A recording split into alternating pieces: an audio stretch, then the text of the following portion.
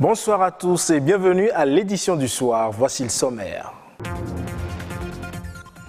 Il a pour objet essentiel la formation des cadres de la statistique, l'organisation des études et des recherches statistiques, la statistique et la planification des filières d'avenir.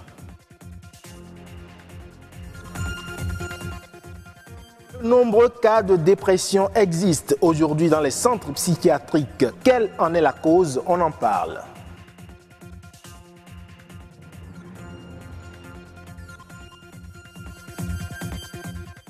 Et enfin, transformer les chambres à air abîmées en chaussures, cordes et autres articles est désormais possible à Cotonou. Une équipe de BB24 s'est rapprochée de ceux qui s'adonnent à cette activité.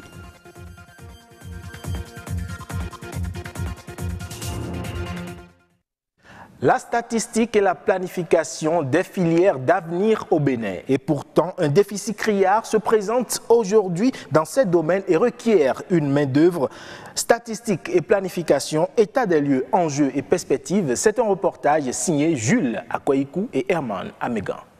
Le Bénin dispose d'un plan national de développement à l'horizon 2025.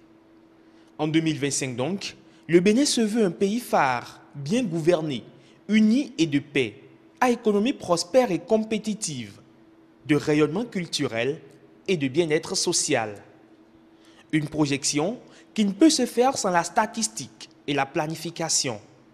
Mais visiblement, le tableau que présentent ces deux outils de développement est bien sombre. On parle de la décentralisation, mais la décentralisation fait quoi avec?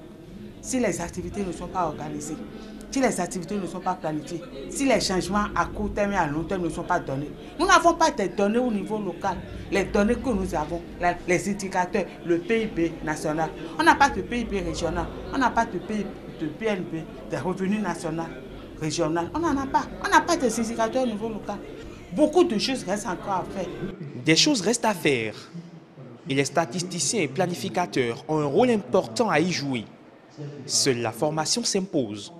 Le principal défi auquel nous sommes confrontés, c'est de pouvoir avoir des services statistiques qui fonctionnent, avec bien entendu des personnes capables et compétentes de faire tourner ces services-là. Et pour cela, les jeunes qui sont formés, bien entendu, pensent que c'est une formation qu'il faut recevoir, mais dans la pratique, elles sont absentes. Deuxième chose dont on doit parler, c'est d'avoir des bases de données. Ces bases de données sont absentes. Certains ont, semble-t-il, déjà perçu l'opportunité qu'offrent ces filières de formation et ont déjà leurs yeux rivés sur l'avenir.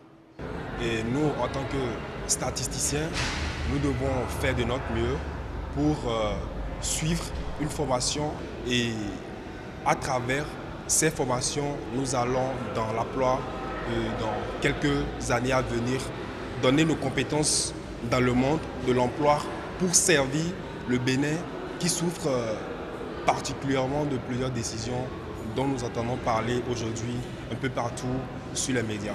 Les tares et manquements observés aujourd'hui pourront ainsi progressivement se corriger et céder place à un Bénin gouverné sur la base de statistiques fiables et actualisées en temps réel. Les problèmes de santé mentale en milieu de travail deviennent inquiétants.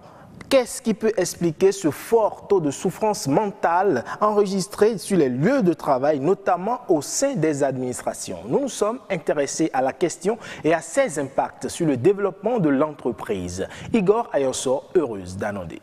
Dis donc, je t'ai donné des instructions que tu n'as pas respectées. Là, il y a des problèmes qui surgissent. Il est frustré. Parce que là, c'est l'employeur qui est en faute, mais il rejette le tort sur l'employé. La souffrance mentale s'installe en milieu de travail. Les valeurs sociales et identitaires, l'estime de soi qu'apporte le travail à l'homme tendent à disparaître pour laisser place à des problèmes de santé mentale. Qu'est-ce qu'on constate généralement? C'est que l'employeur se met encore à brutaliser le collaborateur. On le fait travailler au-delà des heures, alors qu'il n'est pas payé pour ça. L'administration, vous rentrez, vous venez au boulot à 8h. Et à 12h30, vous vous reposez. À 15h, vous reprenez. À 18h, vous rentrez. Oh, la télévision ne fonctionne pas comme ça. c'est 24 heures sur 24, il n'y a pas de repos. C'est tout ça qui fait que voilà, il y a le stress qui s'installe, il y a l'anxiété qui s'installe et progressivement on va vers la dépression.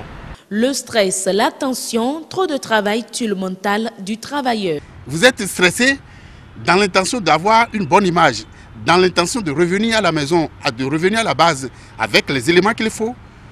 Le stress, vous êtes stressé et les nerfs sont sollicités jusqu'à un niveau donné où vraiment c'est difficile, vous êtes abattu. Lorsque vous n'avez pas une très bonne collaboration avec une très bonne entente avec vos collaborateurs, c'est qu'ils n'auront pas du plaisir à travailler.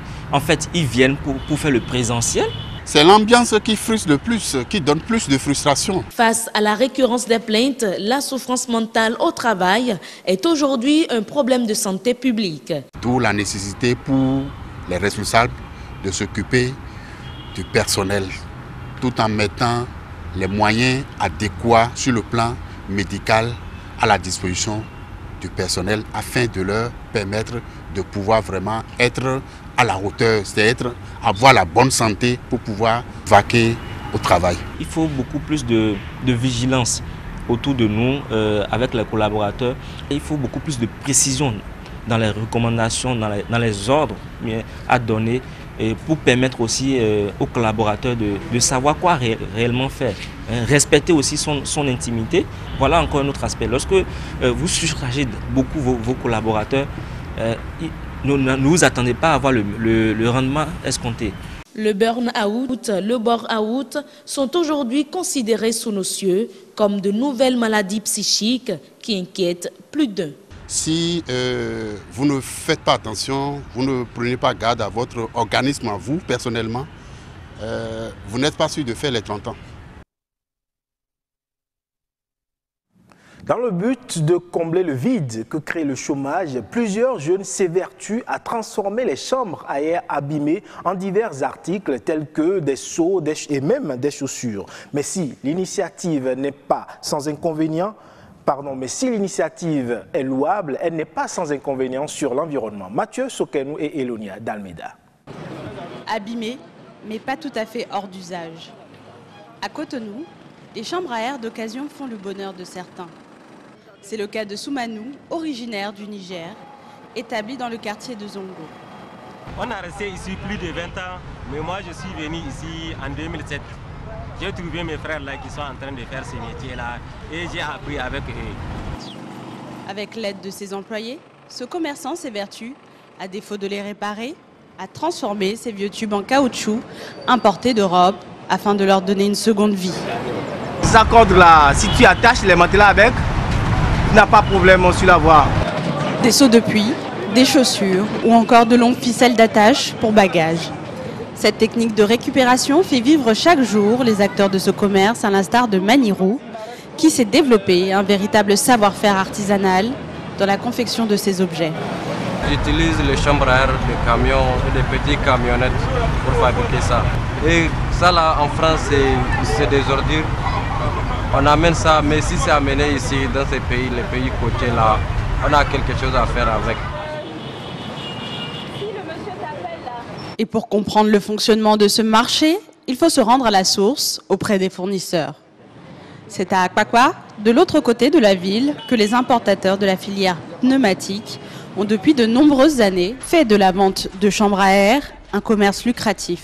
Les chambres à air viennent au Bénin par le biais des pneus que nous achetons en Europe. Et donc ces chambres à air sont imbriquées dans les pneus. Ces chambres à air servent de complément de revenus pour les vendeurs de pneus. En général, en Suisse, les chambres à air ne devraient pas être vendues. Donc les chambres à air sont données. C'est en France, on les vend au kilo. Le kilo, ça dépend.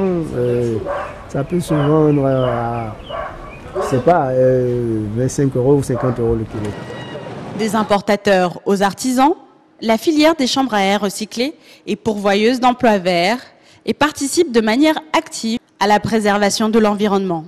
Mais pour certains, le système mérite néanmoins d'être repensé. Les conteneurs qu'on ramène de l'Europe pour l'Afrique et tout ça, c'est bien dans un premier temps où ça crée de l'emploi. Parce qu'on peut travailler cette filière pour avoir des débouchés. Mais tout ce qui vient de l'Europe n'est pas exploitable. Quelles seraient alors les décharges finales pour ces parties des déchets qui ne seront pas exploitables? Là se situe le grand défi. La filière des chambres à air recyclées se veut être un business gagnant-gagnant, à la fois pour les pays d'Europe et pour le Bénin. Toutefois, minimiser les dommages collatéraux que peuvent engendrer le commerce d'objets non biodégradables, tels que les chambres à air, demeure le grand défi du Bénin, voire de l'Afrique entière. En information brève à présent, au Burkina Faso, la compagnie minière Semafo a annoncé cette semaine l'entrée en phase de production commerciale de sa mine Bangou. Cela est intervenu le 1er septembre dernier lorsque les opérations ont atteint 30 jours consécutifs de traitement à plus de 75% de la capacité nominale de l'usine. Durant la période de 30 jours, l'usine a traité plus de 90 000 tonnes de minerais à une teneur moyenne de 2,4 grammes par tonne d'or et à un taux de récupération de 83%. Cependant, au fur et à mesure de l'optimisation de l'opération du minerai à sa plus haute teneur, un taux de récupération de plus de 93% a été atteint à la fin de la période. La mine Bangou a produit son premier lingot d'or fin juin dernier. La phase de production commerciale désormais atteinte, elle devrait livrer en 2018 entre 60 000 et 70 000 onces d'or.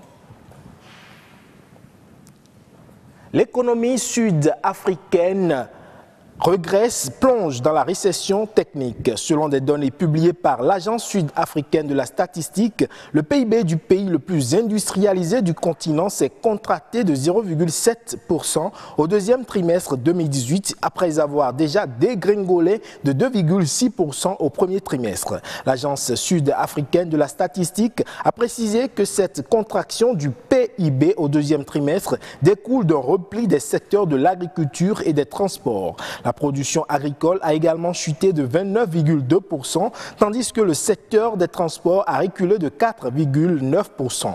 La production minière a cependant progressé de 4,9%, tandis que le secteur financier a enregistré une croissance de 1,9%. C'est la fin de cette édition. Merci à toutes et à tous et à bientôt.